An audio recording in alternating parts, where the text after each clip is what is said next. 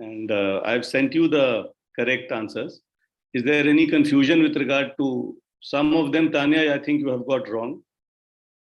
So just have a look. If there is any confusion, ask me.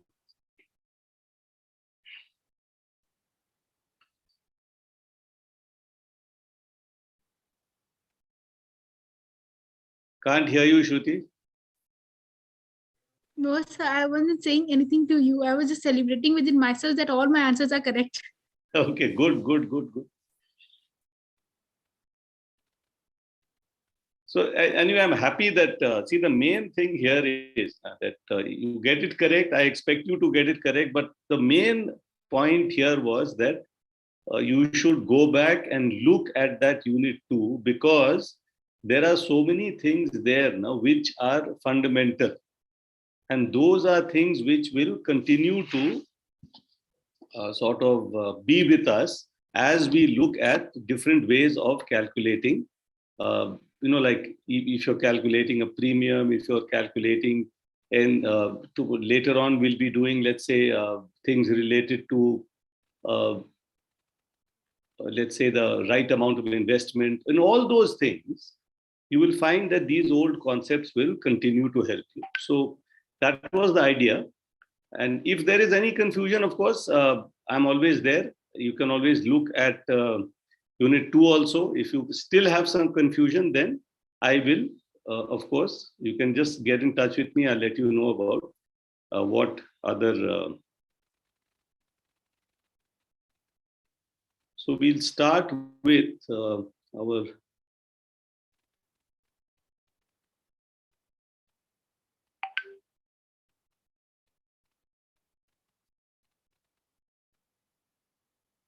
So I think now, because yesterday there was a bit of disturbance for some of you, and apart from that, there was, I felt, a general, slight distraction in the class.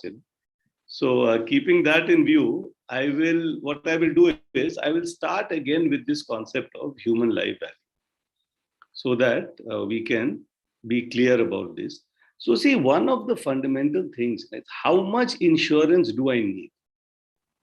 See, we are studying this in the context of financial planning. So there are two ways to understand this chapter. One is that we understand insurance from the point of view of financial planning. That is number one. The second part of this is to understand what insurance is, how the insurance company works, and what is so special about the contract of insurance. So first thing is, let us understand it from a financial planning perspective. And the financial planning perspective is very clear. How much insurance do I need? Then obviously the question comes, what is the purpose of this insurance? Now, one thing which I have to emphasize is that the purpose of insurance, it can be investment, it can be protection, it can be a combination of both. But my own view is that insurance should be used only for the purpose of, basically, in the case of life insurance, it should always be the primary thing that we have is the protection of our dependents. That is the main purpose of insurance. So let's be very clear about that. When we say that we are trying to protect our dependents, that means that why are they dependent on us? They are dependent on us financially. See, we are not concerned about the emotional dependence of our family members with us and things like that. Those things are different.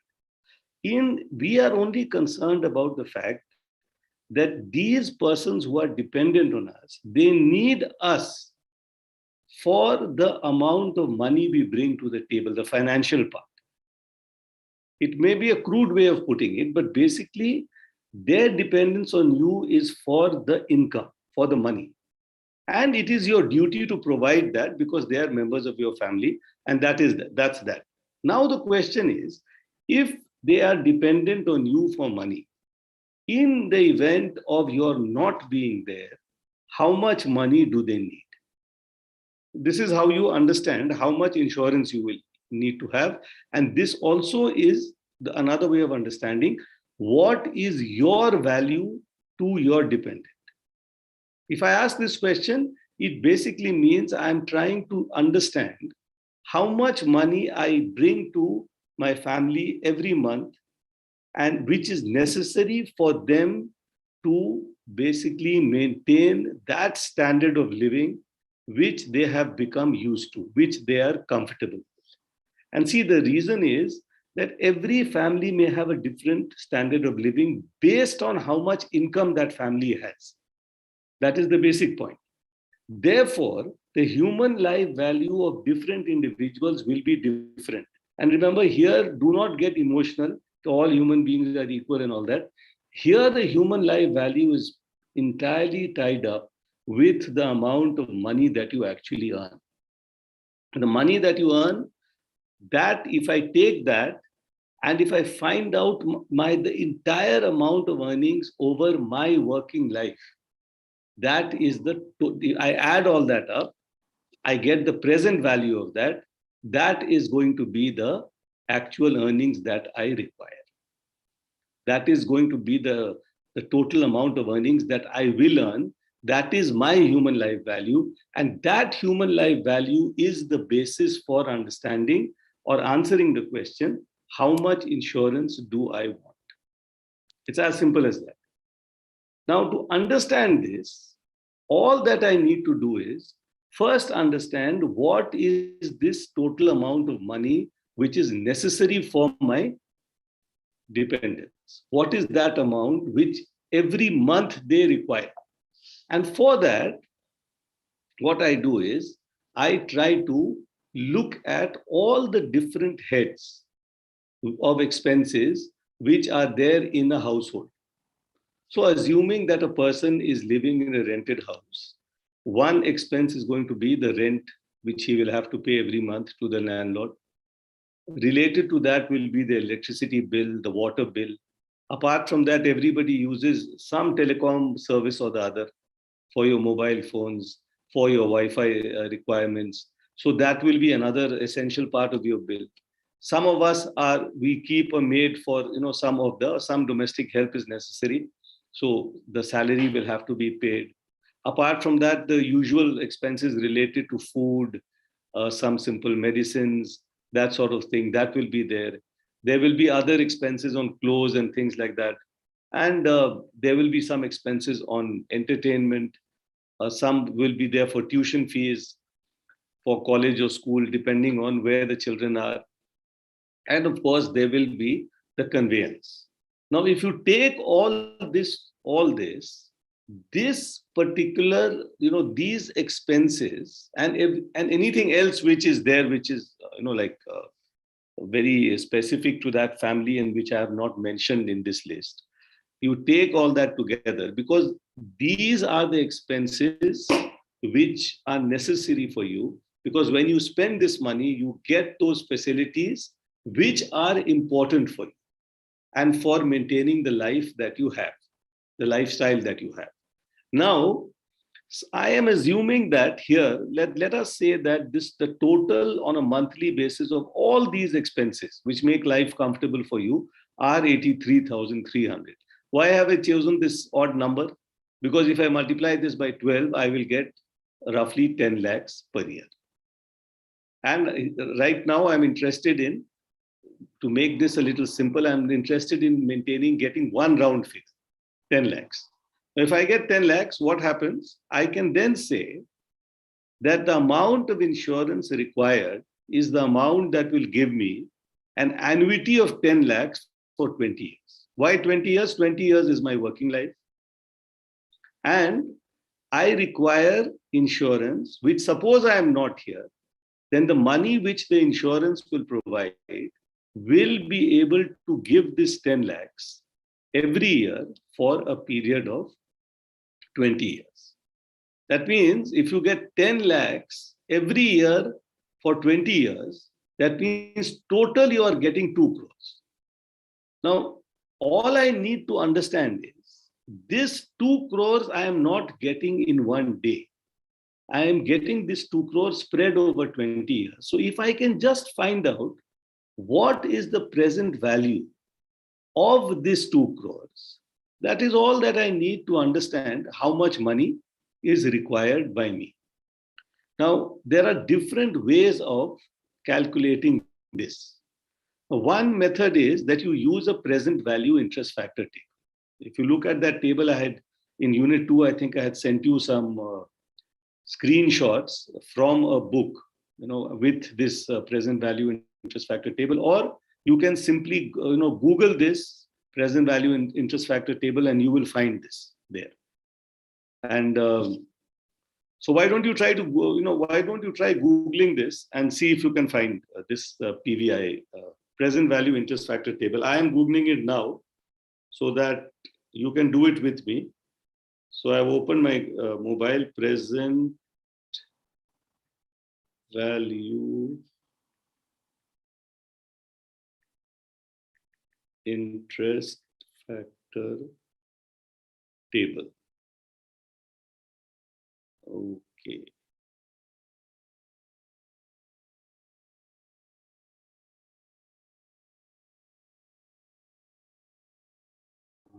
Got it, sir. Got it now. So now let's take 6% and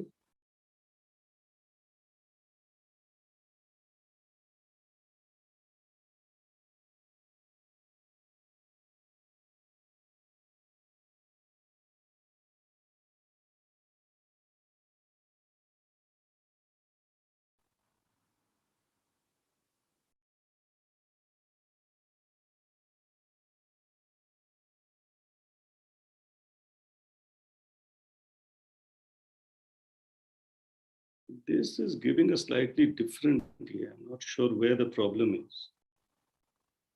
Because the interest factor table that I had, that has 11.47.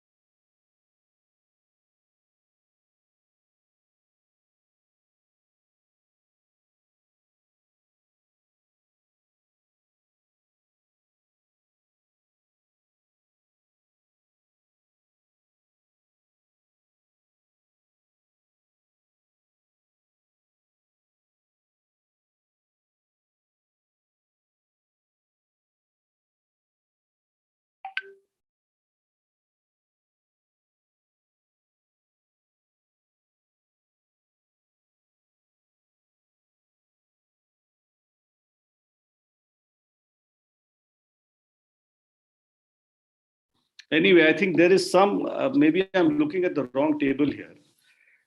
But if you look at an interest factor, I'll clarify this, why this is happening.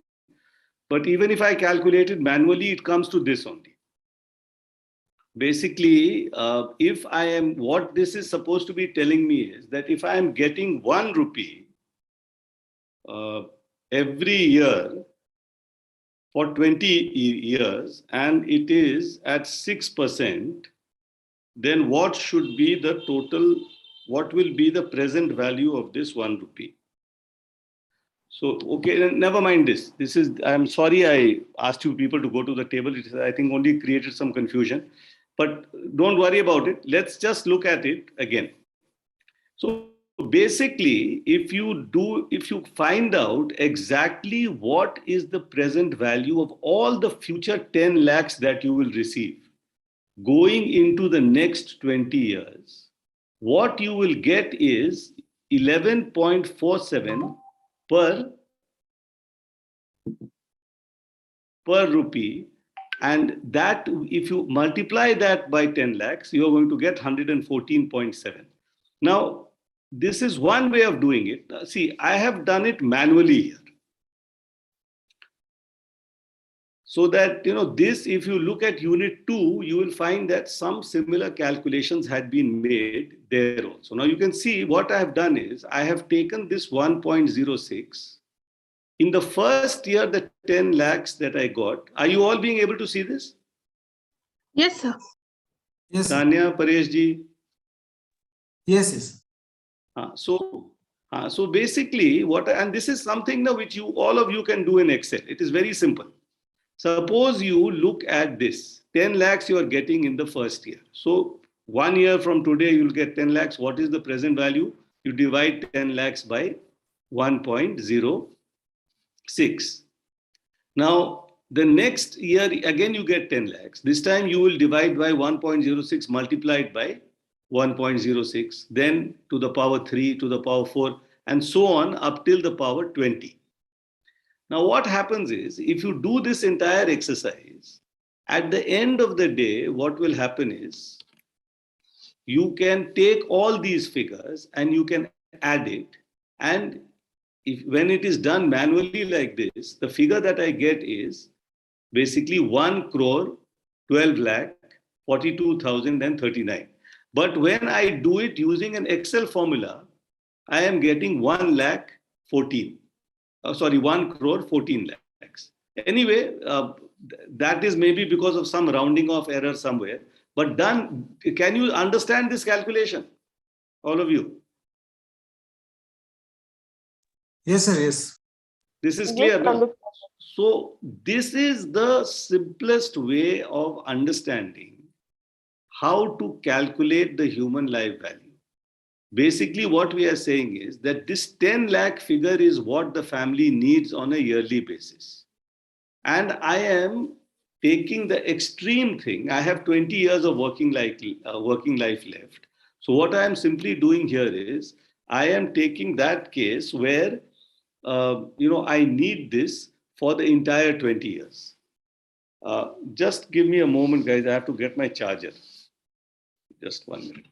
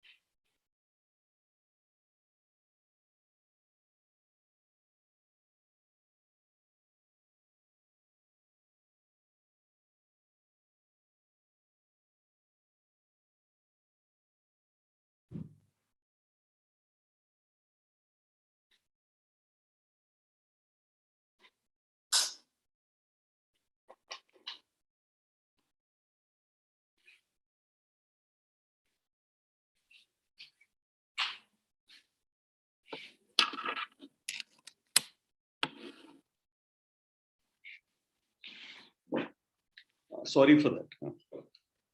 So, by using this method, what I have done is I have been able to calculate how much insurance I need.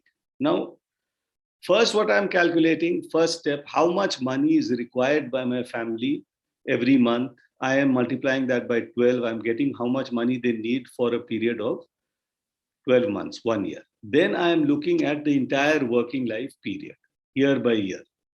Now, this money, if I am also assuming an interest rate of 6%. So I have taken a very conservative estimate, and I'm saying that whatever money the insurance company is going to give me, that money will not remain idle. That money will continue to invest to basically earn something, because that amount I'll invest, it will continue to earn. And as a result of that, I can use that as a way of discounting all the future cash flows. And then I end up with this figure. So when I do this, I am able to understand how much insurance I require. Now, what I want you people to do is go to Excel and try to do the same exercise in Excel. But this time use the formula. Instead of doing it like that manually, use the formula and see how much it gets you. So open an Excel sheet.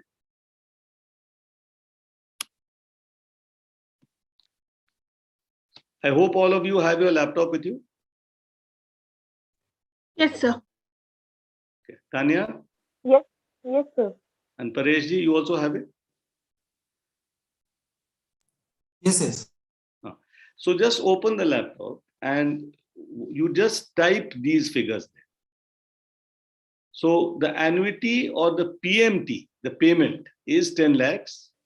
The interest rate is 0.06. The years, number of periods are 20 because you are getting it once a year for 20 years. And then this is the formula equals to PV, open bracket, rate N per MT. So just select the proper cell. Put a comma, select next cell, put a comma, select the next cell, just be sure, and then close the brackets, and you will get this. And in the payment, always remember to put this minus sign.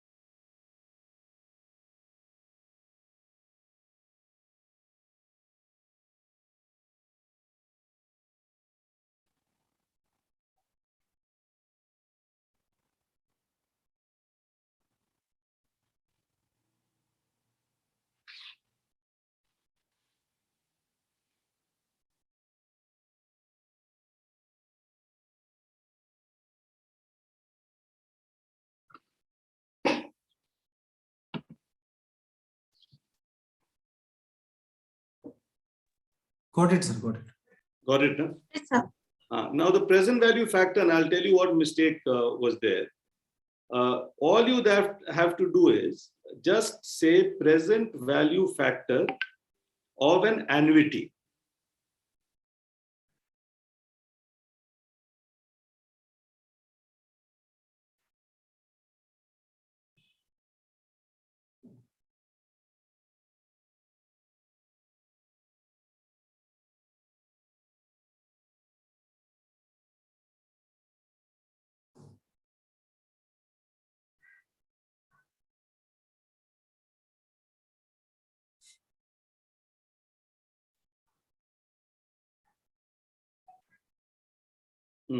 Yes, I have found it.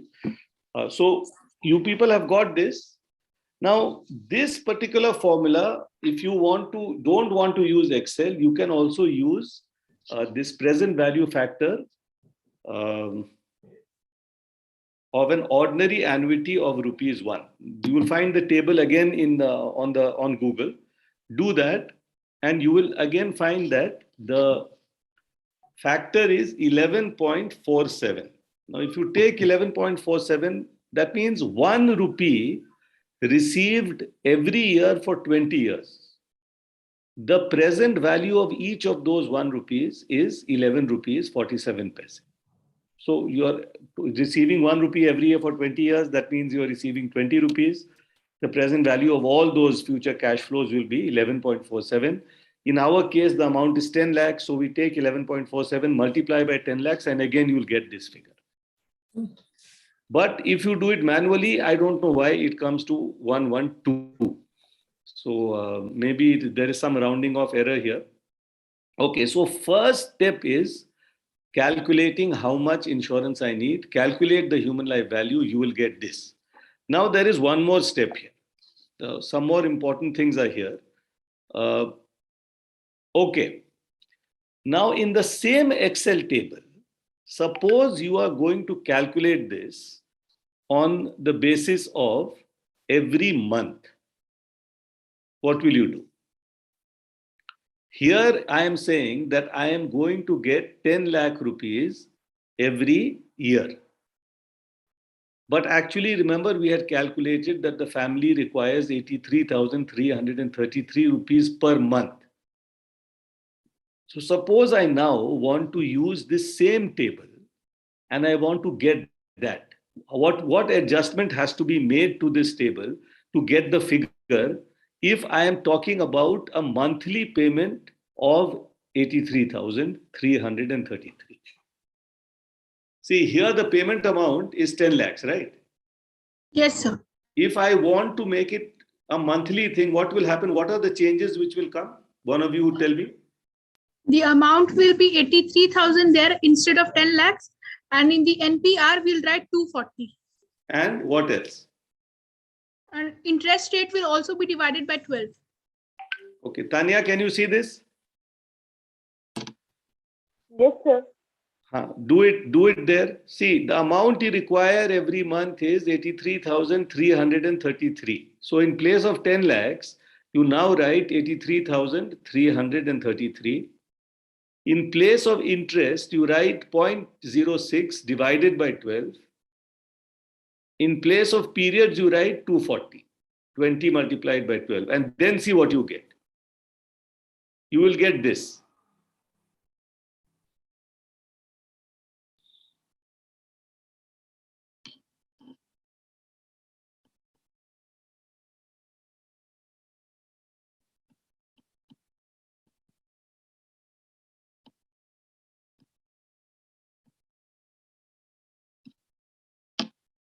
Paresh ji?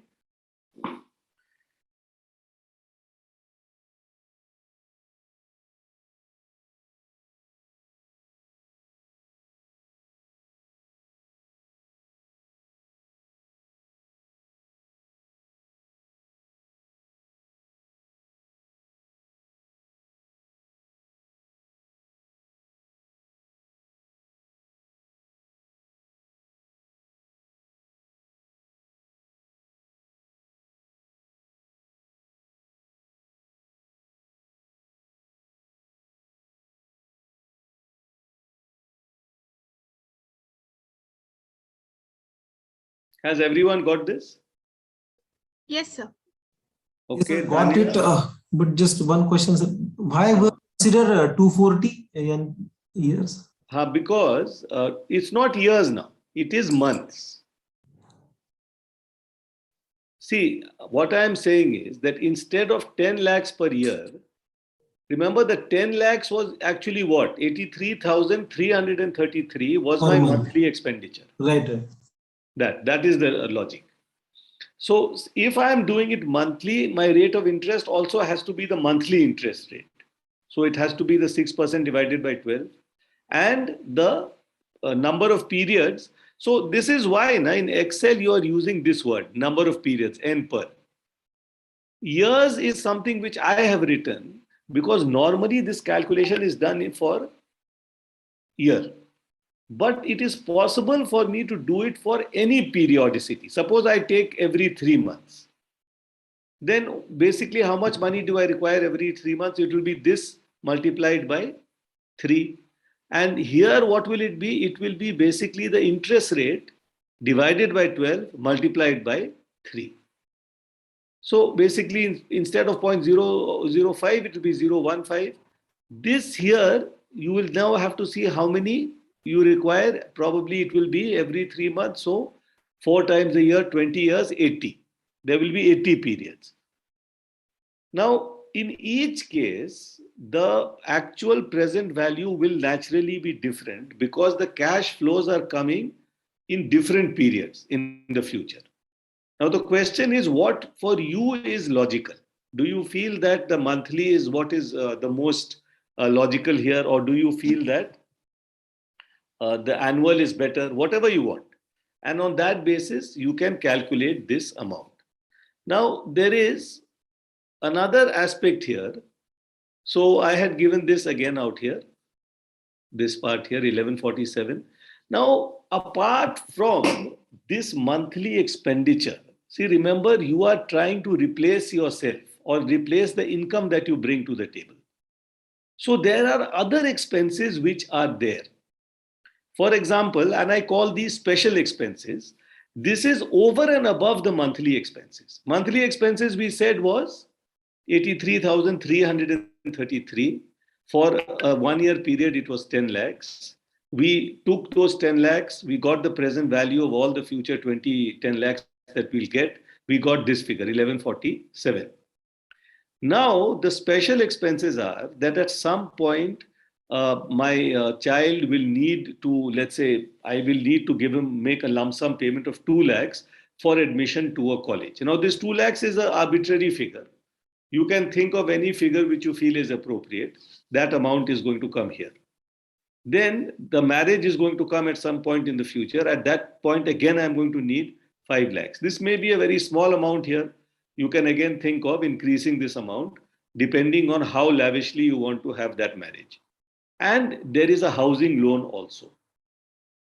Now, what happens is, if in the case of death of the borrower, what will happen is that the bank will now demand the repayment from the legal heirs. So the legal heirs will be your dependents, your family members. So basically what will happen is that the bank will now demand that the family members actually pay this 50 lakhs. So if you don't make a separate provision for this 50 lakhs, what will happen is that the bank, your family members are going to get this 1147, and then from that, they will have to pay 50 lakhs to the bank. Effectively speaking, almost half the amount is gone only for the bank. So then they are going to be in trouble. Therefore, these special expenses, the education of the child, marriage of the child, housing loan, and any other expense which you can think of, which is of a lump sum nature, you can take that and that will give you a total of 1,71,000. So here I don't need to look at present value because this is a one-time expenditure, one-time outgo. Now what happens is, if I require this amount, what is the total insurance that I require? So 1147 plus all this, I am getting this 1.71, and I already have some savings. I also have other insurance. So I take these, I have conveniently taken this at 11, 171 minus 11. The amount of insurance required is 1.60 crores. And obviously, the type of insurance that I require for this will be a term life insurance policy. So I will go for this. And this is the logic behind this whole concept of understanding how much insurance I need and what type of insurance I need. We are talking specifically of life insurance and human life value. Now tell me, are you people absolutely clear about this? Yes, sir. Okay. Yes, sir. So first question, Tanya, what is the purpose of insurance, life insurance? So basically it is for the future benefit. No, not like that. What is the purpose of life insurance? Why are you taking that insurance? What is the correct answer, Tanya?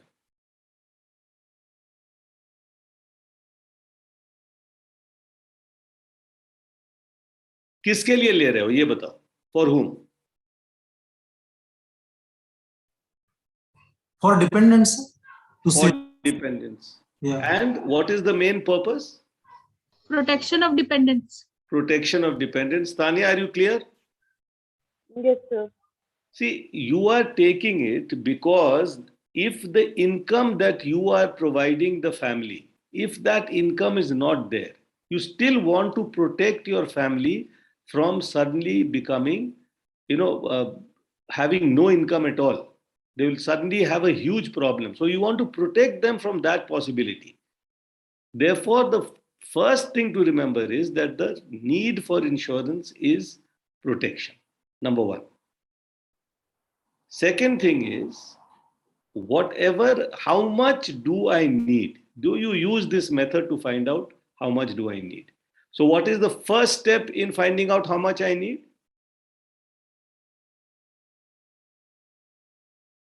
First step in finding out how much insurance I need?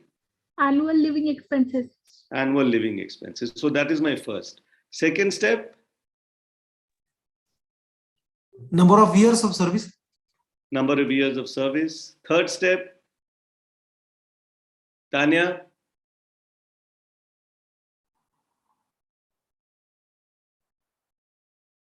First step is finding out how much my living expenses are. Yes. Paresh ji pointed out that the second step is the number of years left. Number of years of working life left. Third step?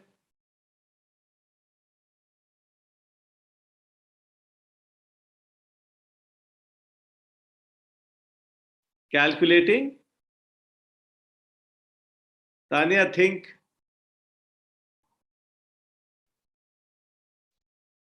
Calculating the present value of all the future cash flows. So if you are able to do this, fourth step is what? I have calculated the present value now. What is the fourth step? Future special expenses, calculation of that. Okay. And fifth step?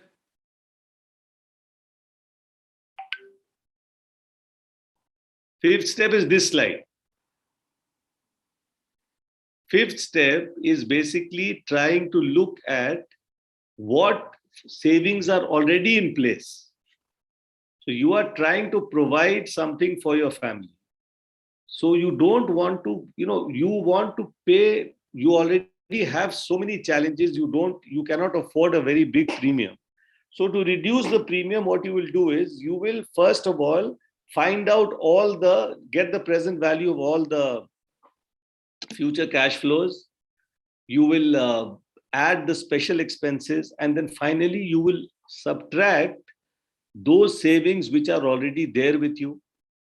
And apart from that, that insurance which is already there with you. Suppose you already have an endowment policy, and that endowment policy is 6 lakhs. Reduce that, because in the event of death, that policy will also be there. They will pay that 6 lakhs. So you take that out, take out your present savings, and after that you can, whatever is the netted figure, that will be the amount of insurance that you will actually require. So this is basically the part one, very important aspect which we looked at today. Now we have understood insurance from a financial planning perspective. We have also understood some of the products which are there. Now, what is left in insurance? So I want you people now to understand some of the unique features of the insurance contract. So the insurance itself, it is a contract because it is an agreement between you and let's say you are entering into this insurance with a company. So basically here, it is a contract, an agreement between you and the insurance company. Now, this contract is unique in certain ways. And the insurance product itself is also a little unique when you look at it very closely. So what we will now do is spend a bit of time, maybe 20 minutes to half an hour, on just understanding what these unique features of these products are. And then after that, we'll move on to some of the very common life insurance products in India. And with that, we will end this chapter on insurance. Is that okay? Yes. Yes, sir.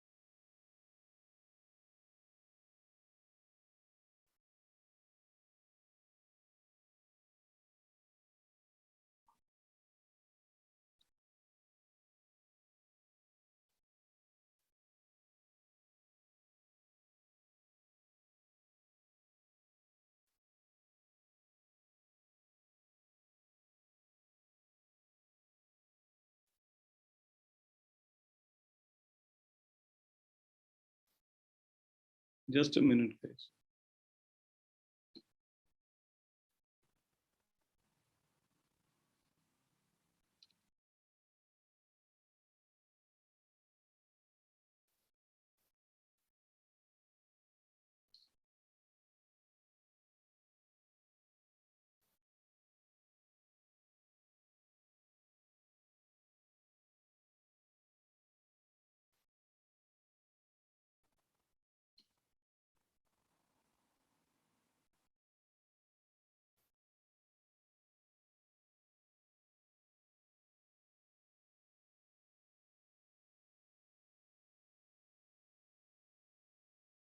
Can you people see the screen?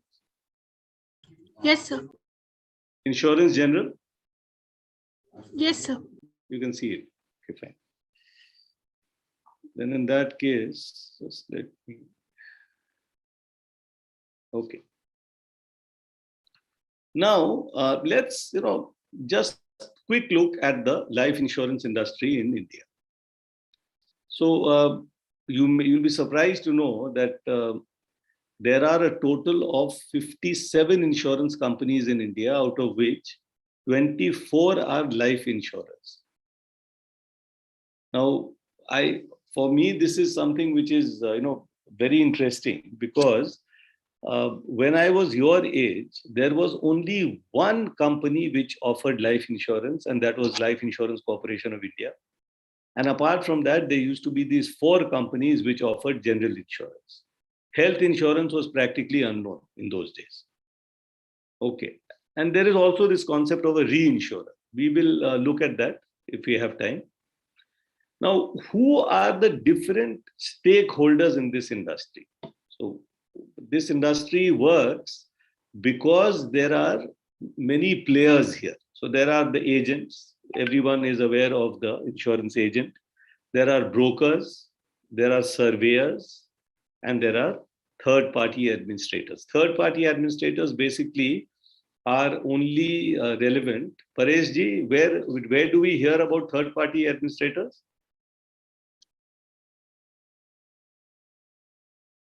Any idea? Generally, during property insurance? No, in health insurance.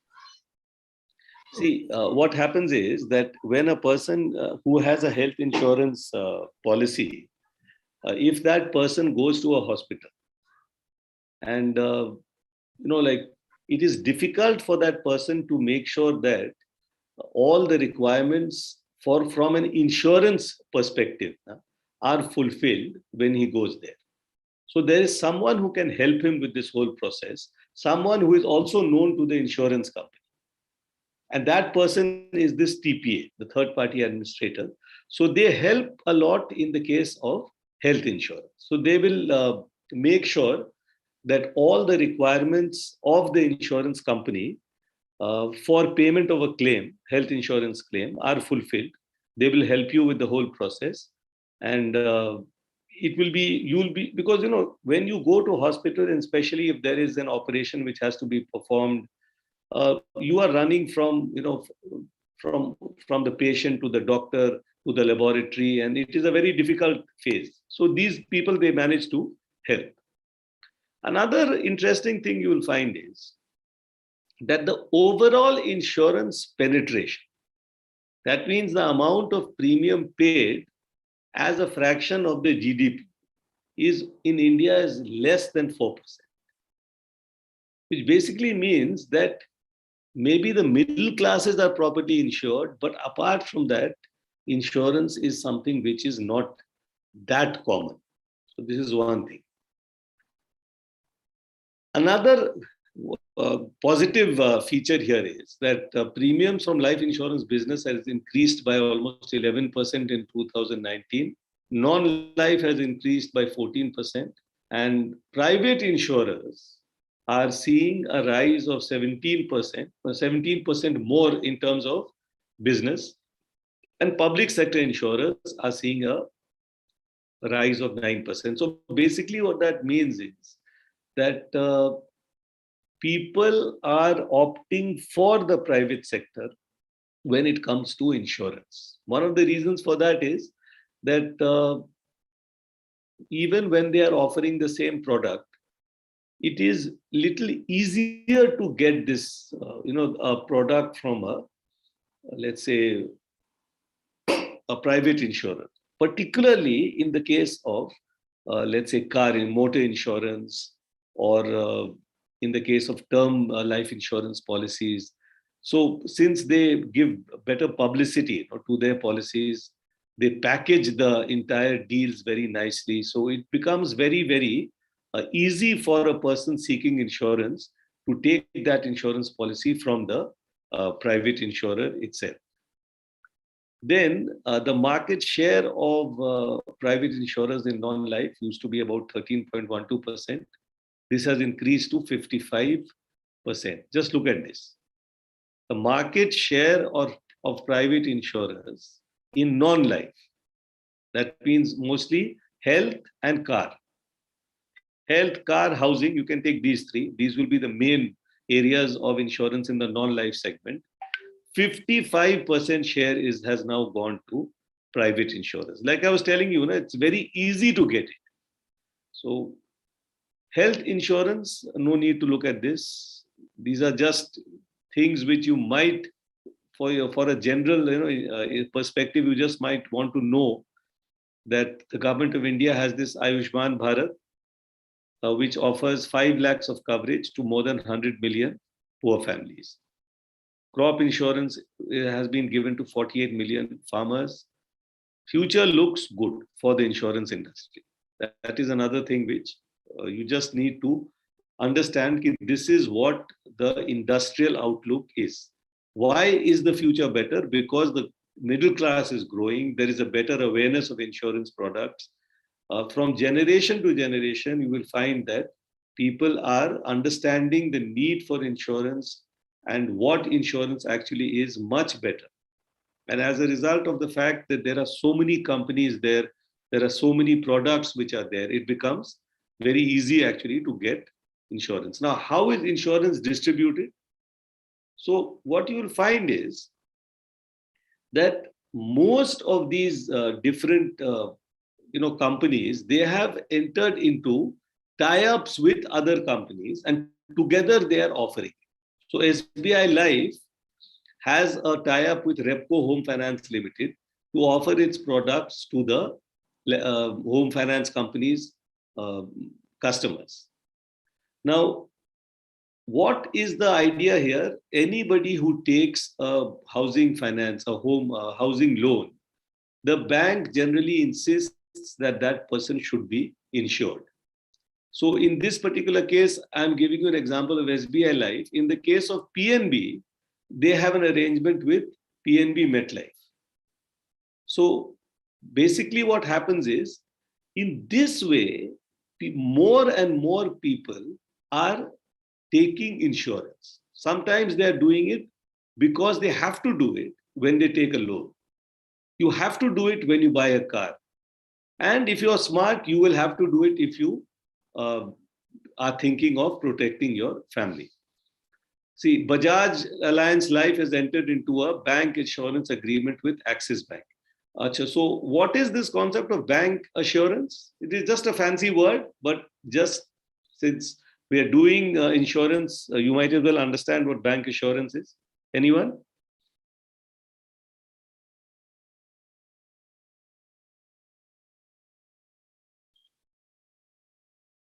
Best guess. What is bank assurance? They come into contract that I'll give you this many of customers every time, every few months, like that.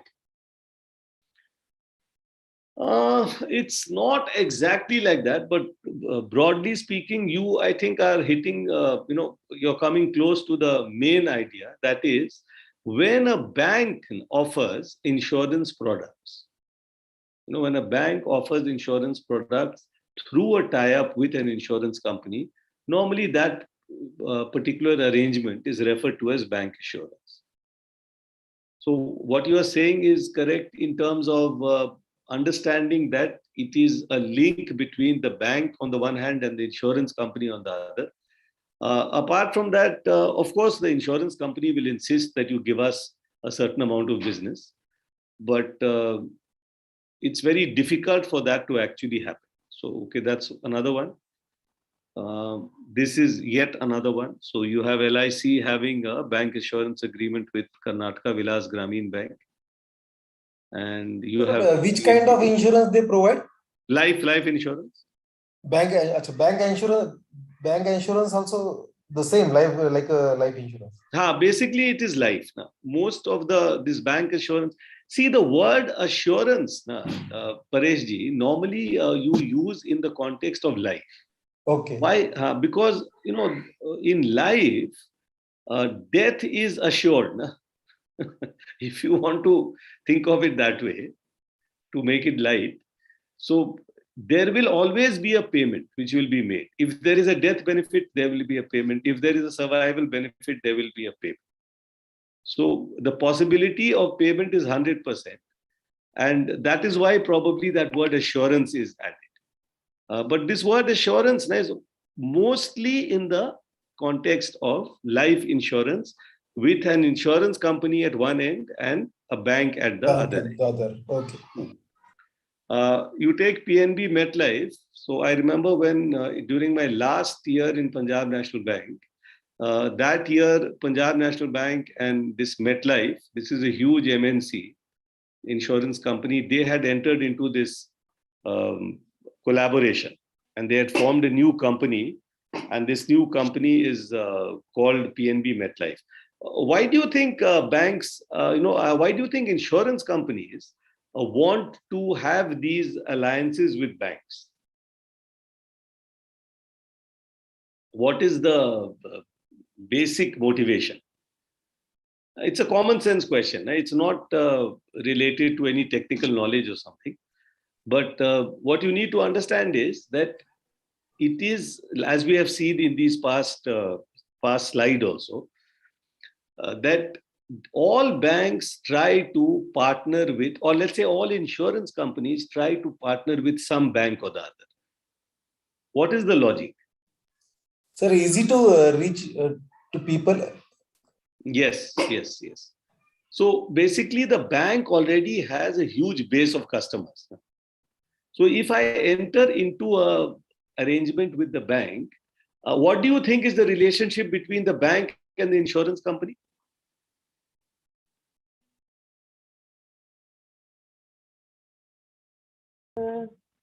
Sir, they may have a large channel, जिसके through. Come again, Tanya. They may have. Sir, they may have a large channel for. We can say that they can create a large channel.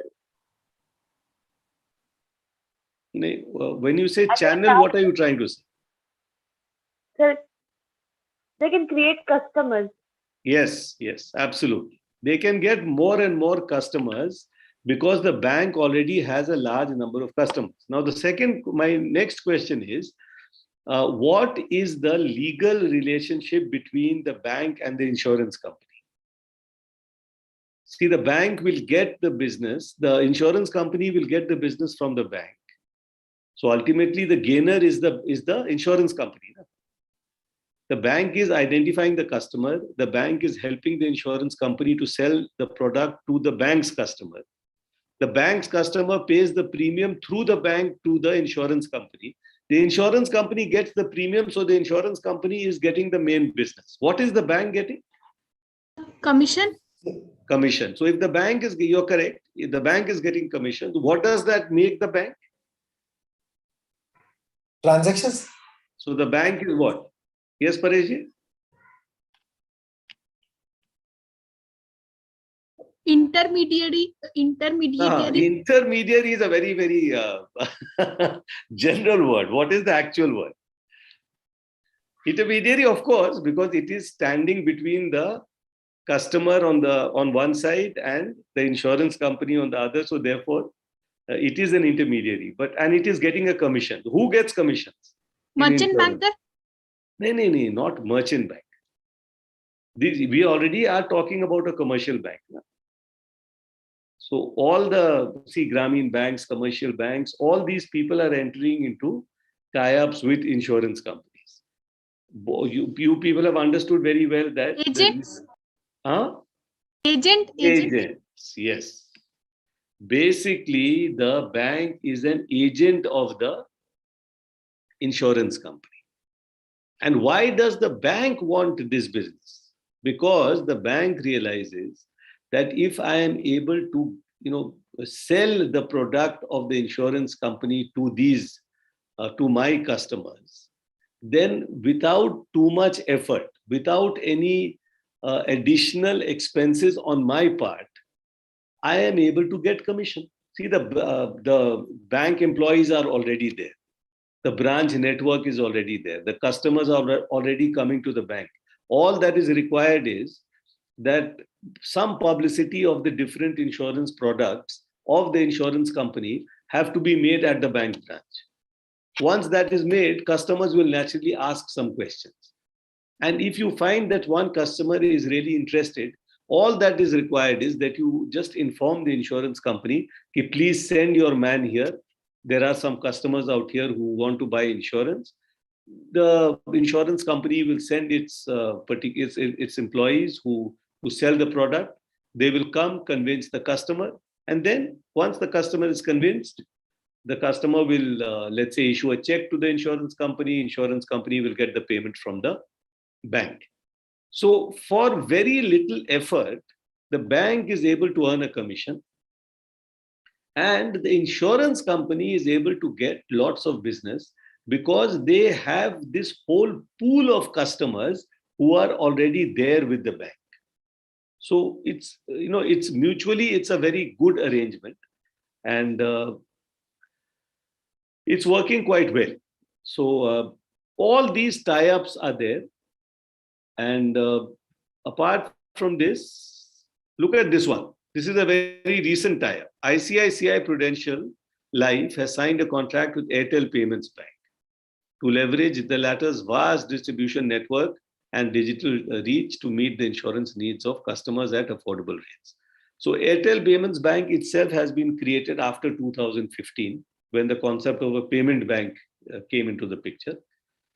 So payment banks only do two things. They accept deposits, they make payments. They don't give loans. Now, these simple banks, which have been formed mainly because of an idea which Raghuram Rajan, when he was the governor of the RBI, it was his idea. And these payment banks came. So now ICICI Prudential finds that it is good to tie up with a payment bank. As you notice, ICICI Prudential and Airtel both are in the private sector. So it's easy for them, both are private sector, the culture is similar. It is easy for them to tie up and to basically work like that. So another one is here, Asian Life with Paytm. Paytm now is a bank, Paytm Bank. So this is, so basically what I'm trying to show you here is that this is the way the insurance industry works in India.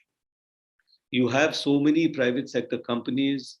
You have the old public sector companies in both life and non-life. They are all working through this process of tie-ups, all generating business. And in the process, what is happening is that the number of people who are using insurance in India is increasing. There is growing awareness of insurance products. People are generally doing better with this. So I just wanted to give you a little overview of the insurance industry.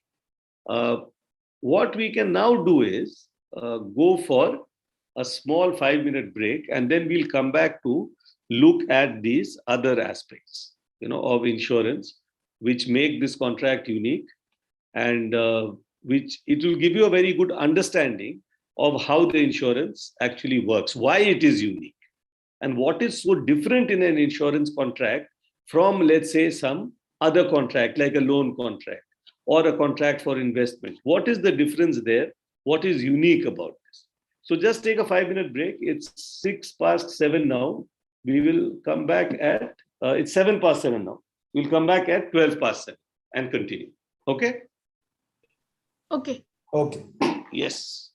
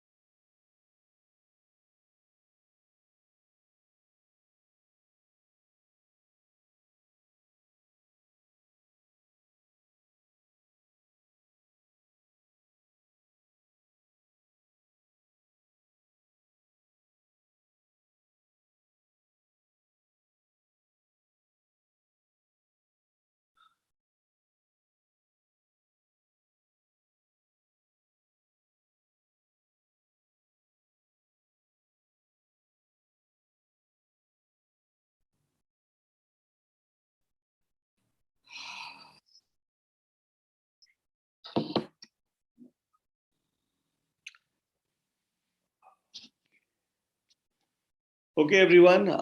Tanya, where is Tanya? She joined. No.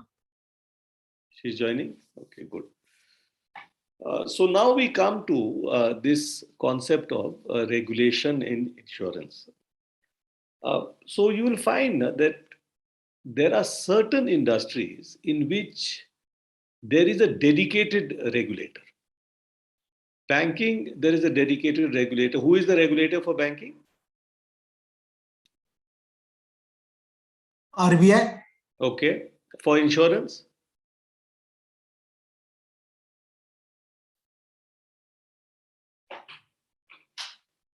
Insurance,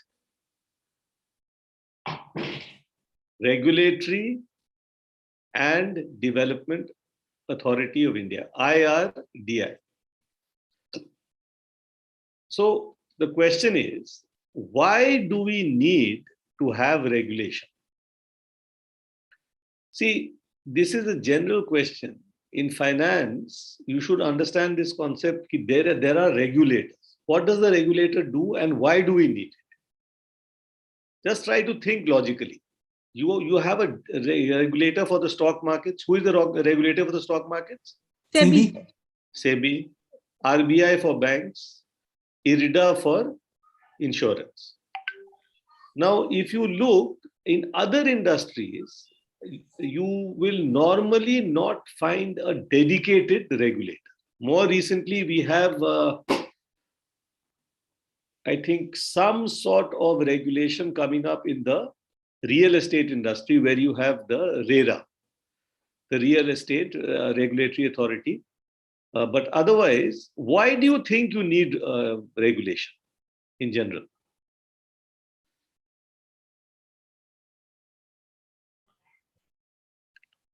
To see that all are following the rules and regulation properly. To have Okay, Pareshji, that is correct. Now think like this. You will not have a regulator for the textile industry. You will not have a regulator for the television industry. Or you think of any of the manufacturing goods industries, you will never find a regulator out there. But you will always have a regulator when there is a financial transaction involved. Wherever you have companies which are dealing with finance, with financial transactions, with money, then you generally will find that there will be regulation. And the reason for that is, will one of you try? Protection of from exploitation of customers. Yes, absolutely true.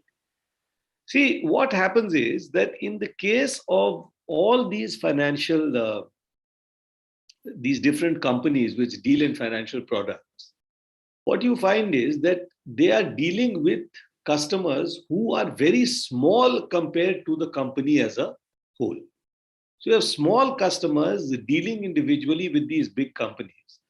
And if you don't protect them, then they are at the mercy of these bigger companies. Anything can happen.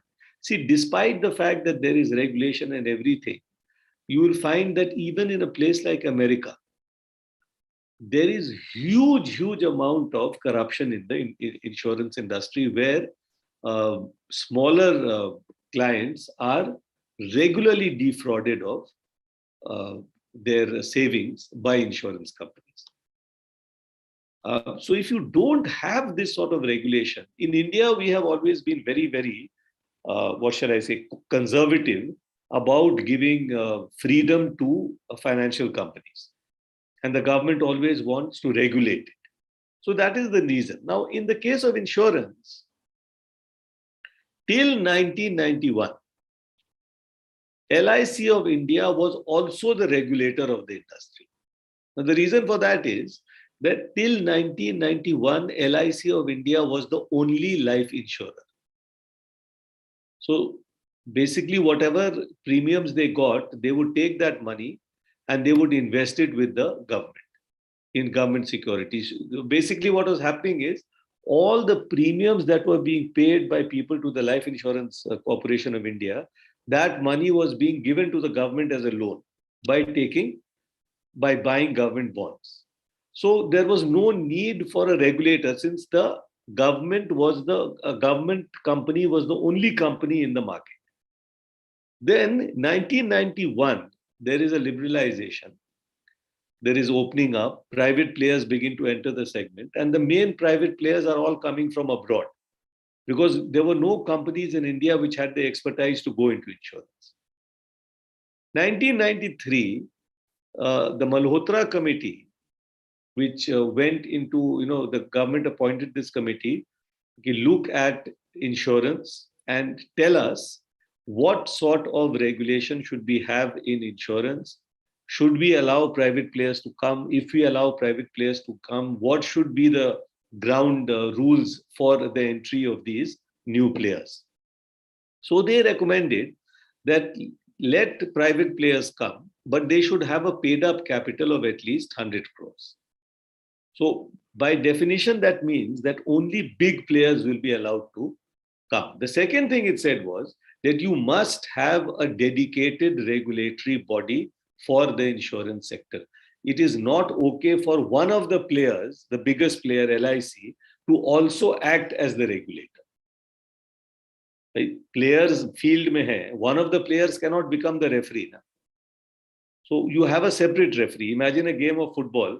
So both teams are playing, 22 players on the field.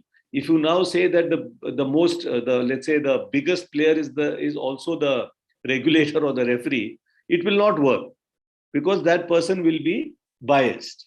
He has their own interest in the game. So similarly here, what they said was that let us have a separate regulator who can make rules for the industry, ensure that people are not violating those rules, and then continue. And he said that let us relax the mandatory condition to invest 75% in government securities to 50%. And when LIC is making delays in giving claims, they should pay interest. So he made, these are the recommendations. This particular condition here, that LIC was supposed to invest 75% of all its investable funds in government securities. So they said, no, don't make LIC give everything to the government, because the government gives a very poor return.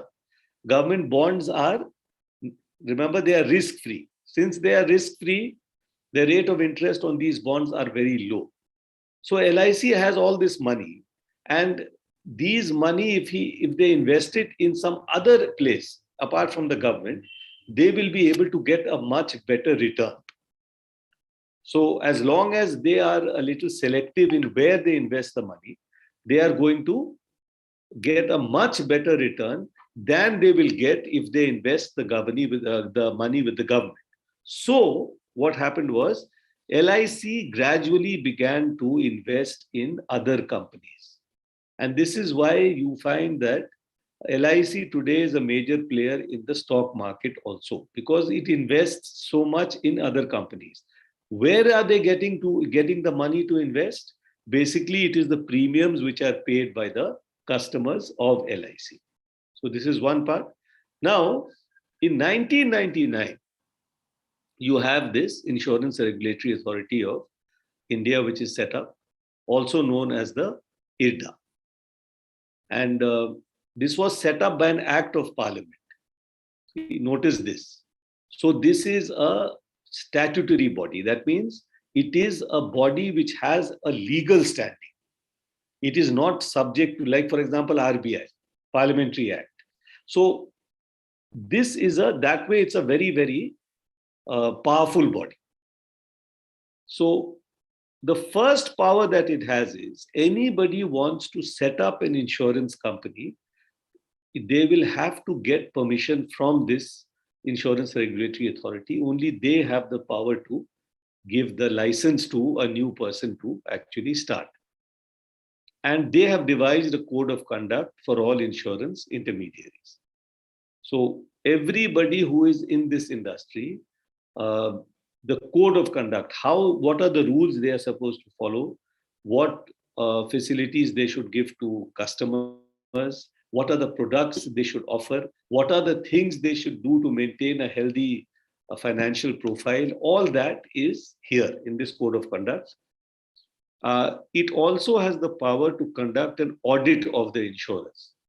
So it is so this IRDA will regularly go to these different insurance companies, the foreign companies, the public sector companies, and it will audit. That means it will see, what are the amount of funds that you have taken from the customer? How are you investing these funds? How long does it take you to process a claim? What facilities do you give the customer?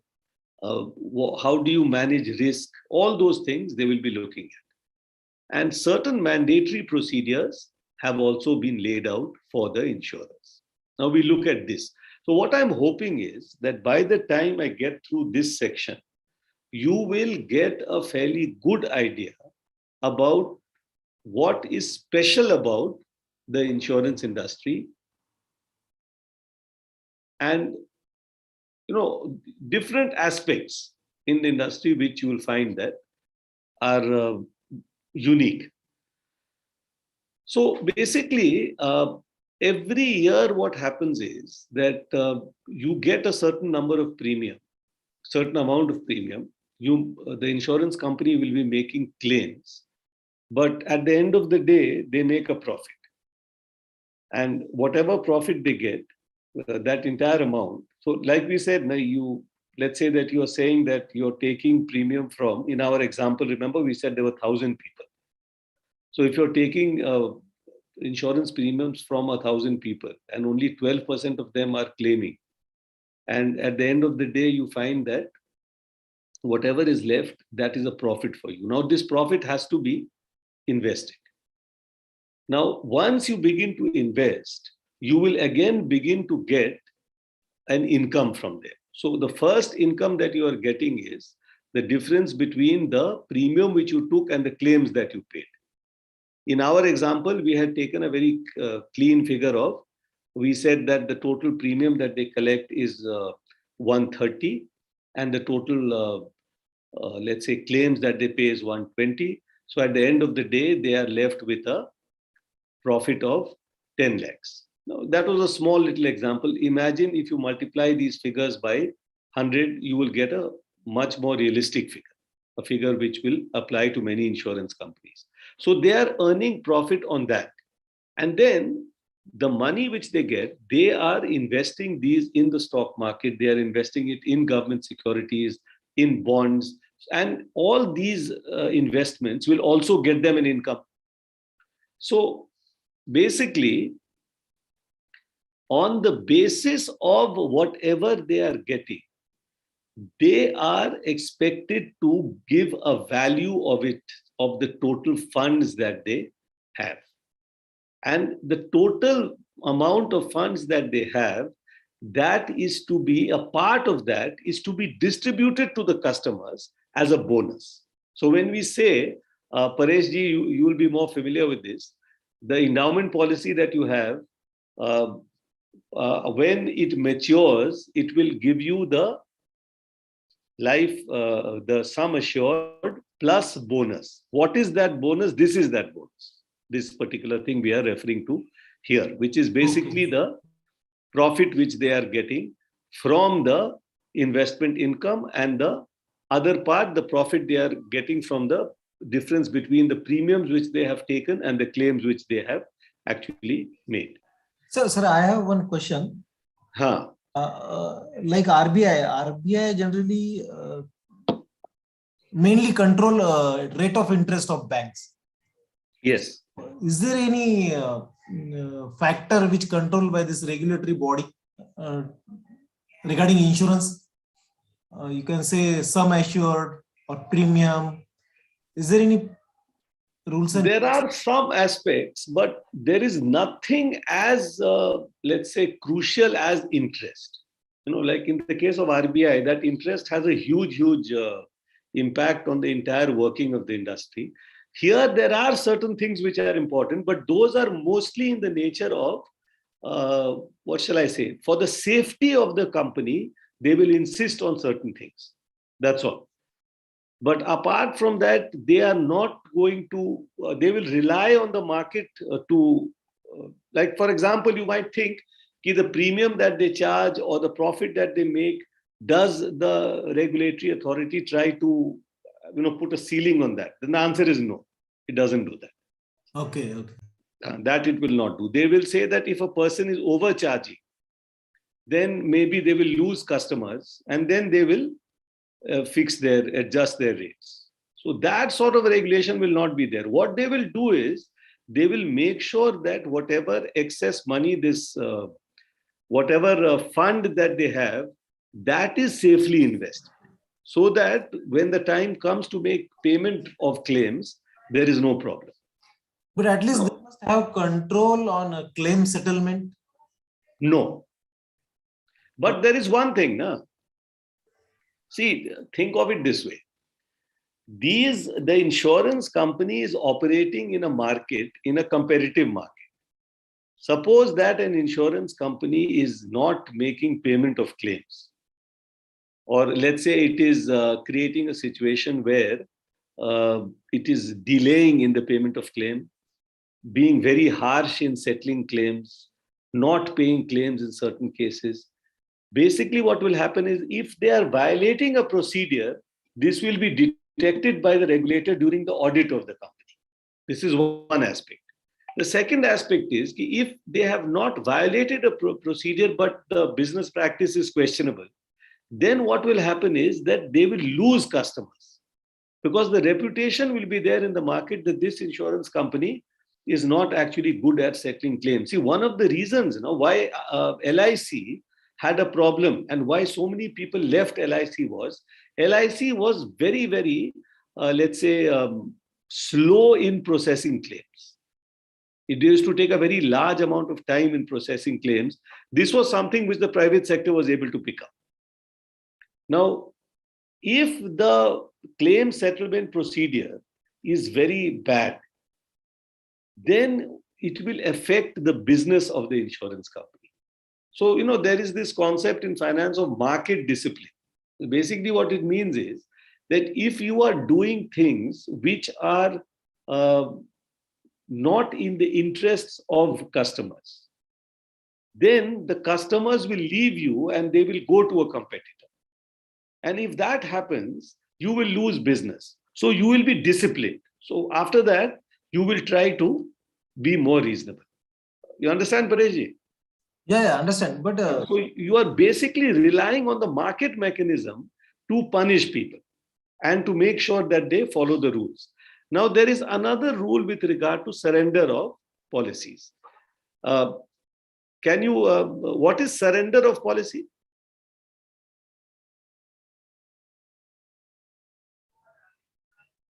if you want to close that policy. Yes. Before maturity. That's what you were saying, Pareshji. If you want to close the policy, policy before maturity. Before maturity, how much money should you get? Now, so there is a question here. See, what used to happen is that let's say that you have paid a certain number of premiums to an insurance company, and you are expected to pay many more premiums. Let's say that you have taken the policy for 10 years, you have already paid 4 or 5 premiums, and now you find that you are not in a position to continue payment. Now, in that case, you will have to take the policy, go back to the insurance company and tell them, look, I cannot pay the other premiums. Please return my money to me. Now, the question arises, how much money should they return? So normally, in the case of a bank, if you have an FD and you go to before maturity, if you go to the bank and you tell them that I want the proceeds of the FD back, they will have this very simple rule that we will return the money to you. We will return the principal, plus we will return the interest, but there is a penalty on the total. So maybe instead of paying you the full rate of interest, we will pay you the whatever was the contracted rate of interest minus, let's say, 1% or minus 2%. So that acts as a penalty. They will give you a little less. But in the case of insurance companies, this is very complicated. Because the insurance company says that a large part of this particular money which we got from them has gone in our administrative costs. We have also covered the risk for this period. So if a person, let's say, started the policy and 4 years after that, they are going back to the company and they are saying that we want the money back, we want to surrender the policy. Effectively, the insurance company has covered the risk of death of the customer for the full amount of the policy for those 4 years. So naturally, they are saying that we have to be compensated for that also. So what happens is the insurance company, when you surrender a policy, will not give you, it is not a simple method. They will give you back a certain amount, but sometimes that amount may be even less than the premium that you have paid. So this is something which you have to remember. But the regulation says that if a policy holder has maintained the policy for 3 premiums, at least 3, then some amount has to be returned to the customer or to the insured person. Now, the reason why this has become part of this mandatory procedure is that in previous times, insurance companies would simply deny that we will not pay you anything. So this thing came. So this is one way of ensuring that the small person who is getting himself insured is protected. That is one aspect. Then, what is this, Pareshji, once again? Days of grace? Excuse me, sir. Hmm. Sir, you told that he will, the amount that he will get will be less than that of insurance also. Sir, why so? Because the insurance company has certain costs, Tanya. It is not an investment place. Na? Yes, See, they have certain costs. They have to be always, suppose you took a 20 lakh policy. I'm just giving you an example. So the insurance company has to be prepared at all times to pay 20 lakhs to the nominee. yes, sir. Now, for the last 4 years, in our example, we said that a person is coming in the 4th year and saying, return the money to me. So for 4 years, they have provided you that facility. Now. If, let's say, during that period, that claim was made of 20 lakhs, then the insurance company would have had to pay the entire 20 lakhs. So if you are expecting the insurance company to provide this facility, this life coverage, of giving you that cover of 20 lakhs, then you have to pay for it. So that is why they charge. And Yes, sir. since they have to keep that money available, for that, obviously, they are also making a sacrifice somewhere. And there is the administrative cost of managing the whole thing. So because of that, they have worked out something, and they say that we will give you the money back, but we will give you only a certain amount. Now, as the number of premiums increase, you will find that you will get your principal back, definitely, the number of premium you had paid, plus a little more. But you will never get the full amount. That you can be sure. If the policy is a 20 lakh policy, and even, let's say, the policy was for 20 years, and you are going in the 10th year to cancel the policy and say that to surrender the policy, you will not get back 20 lakhs. You will get back much less. But if it is there for maybe 6-7 premiums at least, you will get back much more than the premium. That is there. So the loss, Tanya, is when you surrender it very early. Then there is a problem. Yes, sir. And remember one more thing. Up till the 3rd anniversary, before the 3rd anniversary, suppose you go, you have only paid 2 premiums, then you will not get any money back. You will lose whatever premium you have paid. This is what it says here. Na? Cash value is to be paid to the policy. Cash value means the surrender value is to be paid to the policy holder only after the 3rd policy anniversary. So there are situations where you will not get anything. The money is gone. Okay, so this is one. Now, let's look at this. What is this days of grace, Pareshji? Or Shruti, anyone? Not sure. Extra trace given after the due date. For what? For payment of For premium. payment of premium. For Yeah, payment of premium. So why is this important?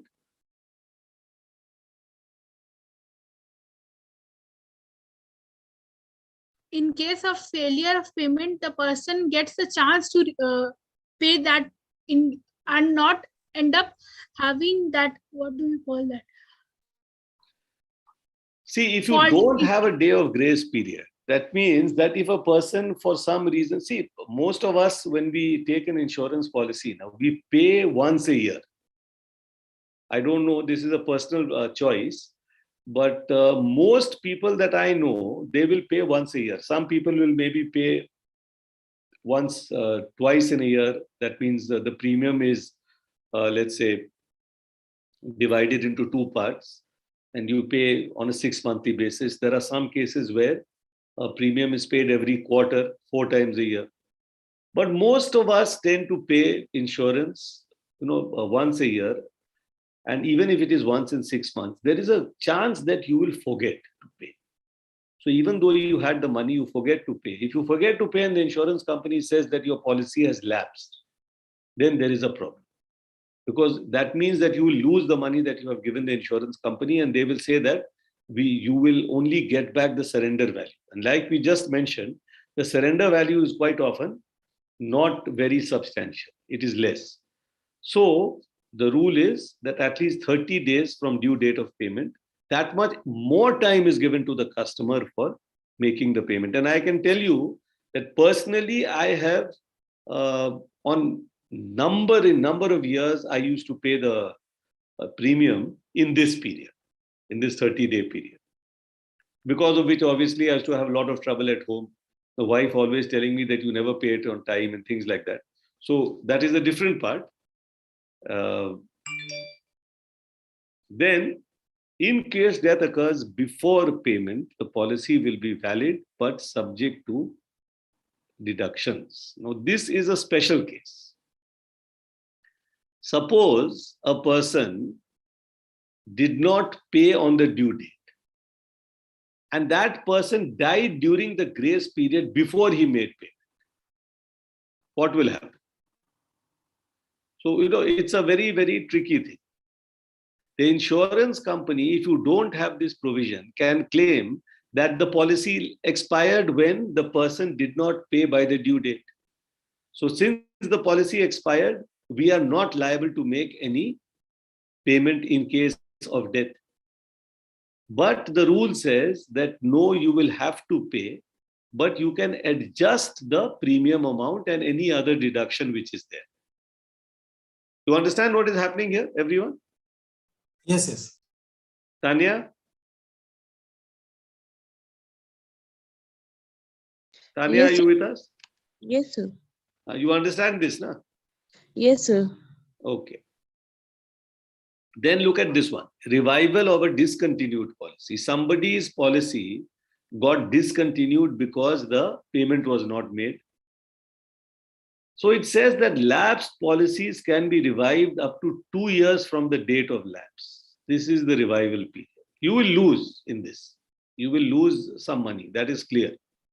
But at least you have an option that if a person did not pay premium by the due date, then failed to pay by even after the next lapse of the 30 days, so the grace period is also gone. After that also he did not get a chance. And maybe he has already paid in the previous, he has paid 10, 15 premiums. In that case, what will happen? So he has two options. He can go and surrender the policy, or he can revive the policy. So obviously, the person may prefer to revive the policy because, as I keep mentioning, that the surrender value of the policy is going to be much less. So this provision is there. And see, this is why the regulator is important. Because the regulator during the audit will be able to see whether the insurance company has actually complied with this provision. A policy was discontinued, the person made a claim, and not claim, the person came back and said that I want to revive the policy. So if you don't have a regulator, maybe the insurance company will simply say that, look, we will not revive this policy for you. you failed to pay by days of grace. But according to this regulation, they will have to. There is one condition. If the policy lapses and the person comes back, he will have to submit proof of insurability. Will have to be made to the insurer if premiums for 3 years have not been paid. We will look at this later. And if at least 3 premiums have been paid, no proof is required. Now, this is another aspect. And I would say that, Pareshji, when you ask that question, just like RBI uses interest rates to control the banks, is there something similar in the insurance industry? And I said that no, there is nothing as important or as fundamental as interest rates. But there is this concept of a solvency margin. And what this means is that every insurance company has to have a certain level of assets which they have to maintain. So that in the event of the claims suddenly maturing, they have enough solvency, they have enough funds, enough financial strength to meet those claims. So IRDA lays down a tabular structure. Tabular structure means it is a table in which the assets and liabilities are to be computed. And on the basis of that, they will come out with a margin. This much margin has to be there. What is the margin? The total amount of assets that you have. Over and above that, you have to have an additional assets, more than the amount of the assets that you have. For example, if the total liabilities, not assets, the liabilities are 100, liabilities are what? The possibility of claim. And the margin laid down is 0.5, then the asset should be 150.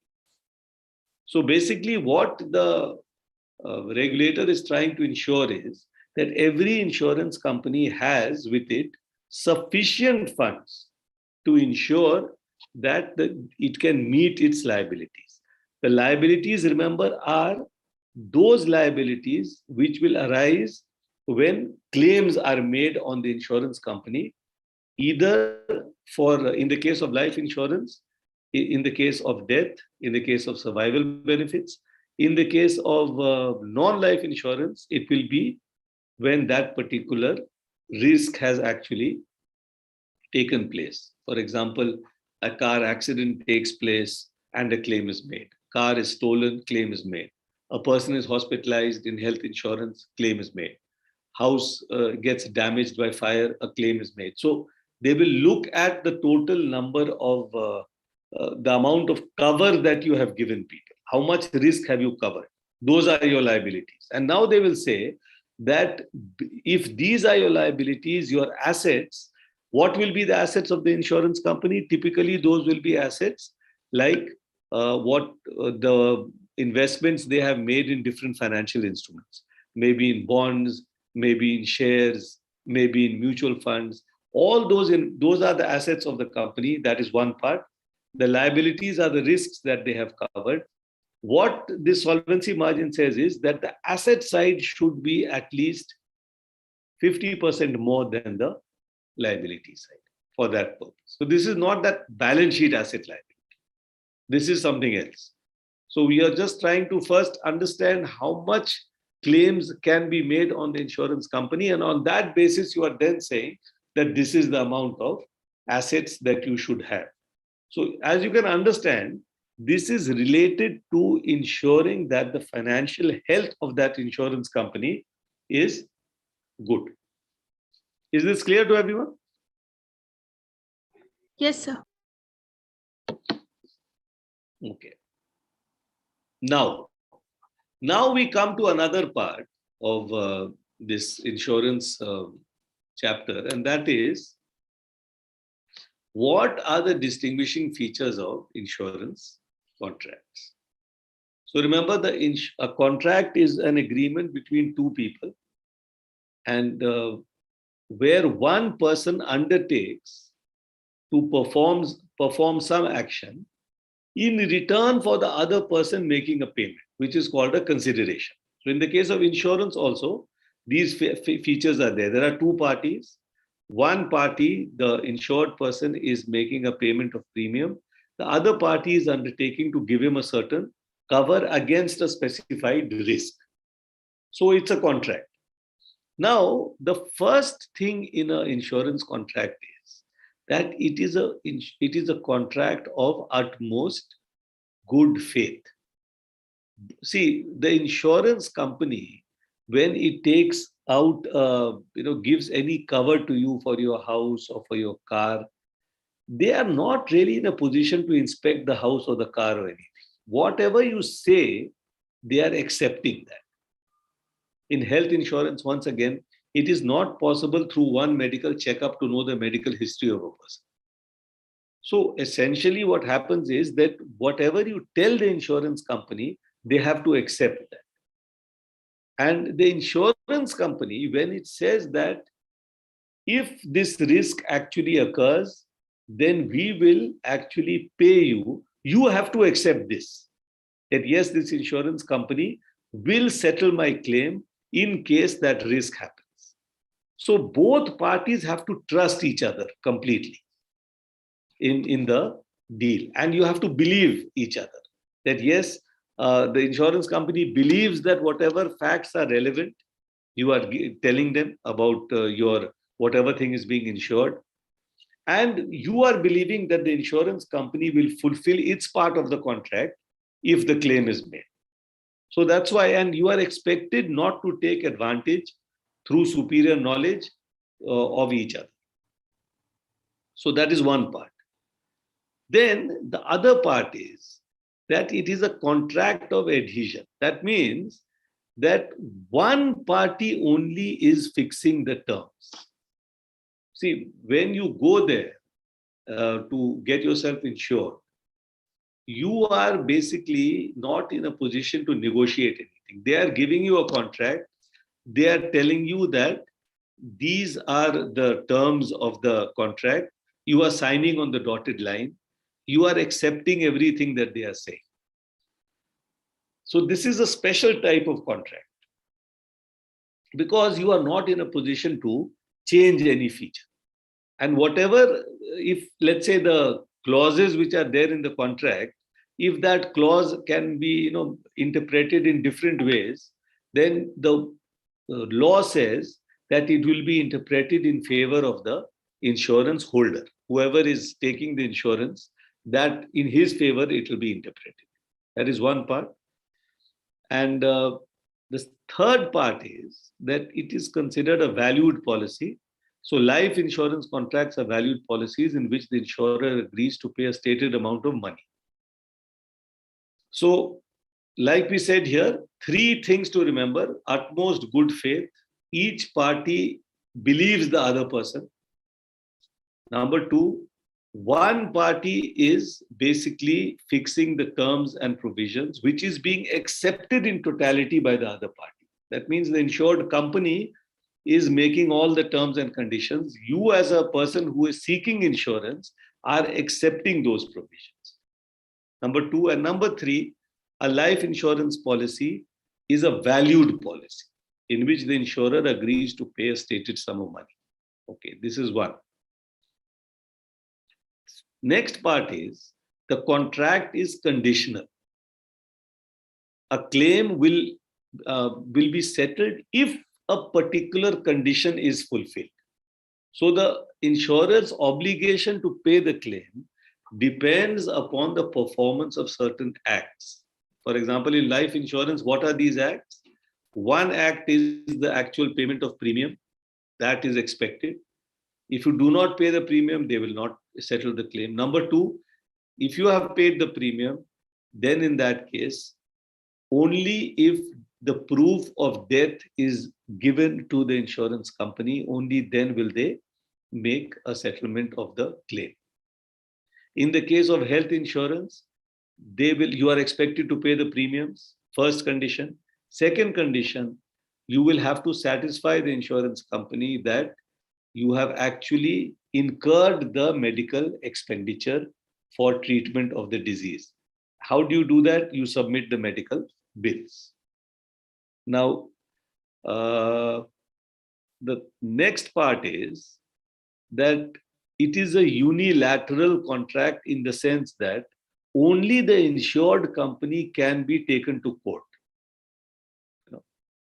So if let's say the person who is being insured, if he does not make a premium payment, then the insured company cannot charge the insured person and take him to court. Look, you did not pay the premium, pay. No. All that they can do is they can say that we will not renew the policy. In the case of life insurance, they will say, okay, come surrender your policy. Those things are there. But if the insured company fails in any of its commitments, then in that case, for example, even if all premiums are paid, it does not give you the maturity account. Even if all premiums are paid, it does not settle a claim. Then in that case, you can take that insurance company to court. So it is a unilateral contract in that sense that there is no commitment on the part of the policy owner to do something. He is not legally expected. It is not mandatory for him to do it. If he doesn't pay the premium, he will lose in other ways, but he cannot be legally bound to make payment of the premium.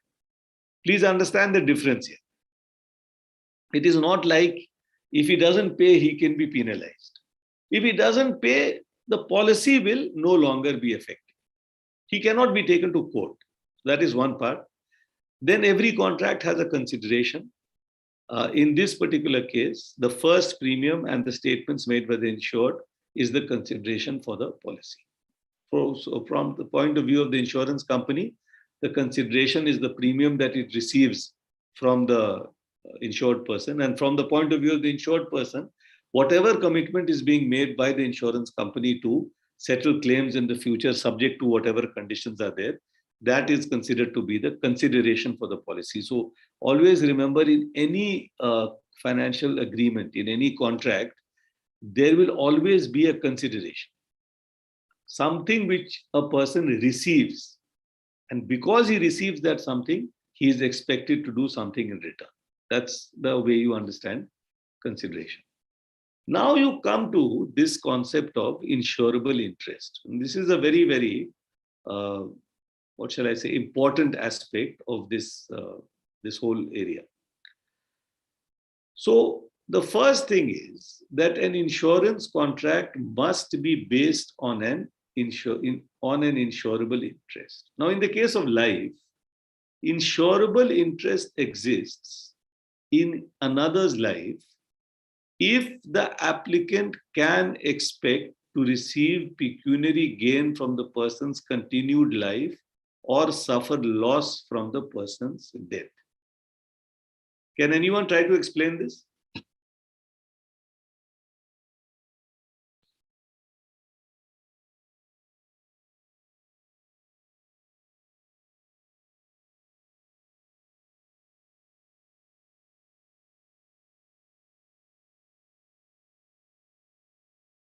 Please read this and see if you can understand.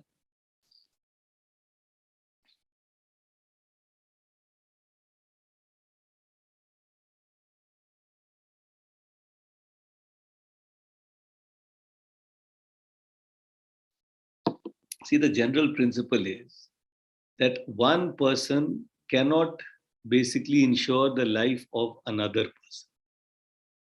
See, you have an insurable interest in your own life. Essentially, what it means is that you have an insurable interest in your own life, that is one. And you may have an insurance interest in another person's life, subject to a condition that if that person is no longer there, then you will have a loss. This sometimes happens in the case of partnership firms, where there is an insurable interest. Each partner has an insurable interest in the life of the other partner. So in that case, it is possible to take out an insurance like that. So there always has to be an insurable interest. Now, if there are two friends and you say that we have a lot of affection for each other, that does not constitute a insurable interest. But husband-wife, there is an insurable interest. So remember this part. There has to be a reason for insuring the life of a person. Now, if it is your own life, obviously there is an insurable interest. If it relates to another person's life, then there are certain legal requirements which are there. So marriage, in the case of marriage, yes, that is there. But in other cases, it will not be there. In the case of partnership firms, again, it is there. But in most cases, you will find that it will not be there. Now, for example, you cannot insure, let's take property, simple thing. You cannot insure, let's say, somebody else's property. You should have some interest in that whole process. Only then that insurance, you'll be able to get into that. Okay, we'll, I think I have not managed to complete this even today. We've had 3 sessions so far on this insurance. That means 6 hours already. And we have still not managed to finish this. I was hoping that we'll finish it today. But I think I still have about 1 hour more of material which I want to discuss with you. So since it's already past 8 o'clock today, we'll stop this here and we will move to complete this in the next week. Meanwhile, next week we will have a Kahoot quiz. So I'll have to see which particular unit. I think we have covered 1, 2, and 3. Yes, sir. Only 4 is left. Okay. Financial planning and wealth management. So we'll go for 4 next time. So we'll go for 4, or if not the full 4, at least part of 4. So that is obviously a topic which can very nicely be done on Kahoot. So we will do that on Kahoot next time. And I'm just hoping that next time the other 3 also join us. So, okay, so I hope today's this whole session was helpful for you. And Sir, on which topic? That financial planning and wealth management. Okay, financial planning and wealth management. That okay. part we can continue. Na? That's a good thing. So, Tanya, next week we will see you again. And Yes, you will this time get all the answers correct. No mistakes. Yes. Hope, sir, numericals will not be there. No numerical. You should not hope like that. But anyway, see, what I am trying to do is I will keep pushing you back to the basic financial concepts again and again, so that finally you are absolutely comfortable with some of those basic concepts. So one of the things which I feel that every person has to understand is that whole present value thing. So we began with present value in a theoretical context, but you see how it helps you in calculating human life value. So these are things which are very important. The only thing is that we are not comfortable with it, so we try to avoid it, no numericals and all that. But a little bit doesn't harm you. So we'll have something, but next class, no numericals. That is for sure. So you can be comfortable on that ground. Okay then. Okay. Good night. Thank you.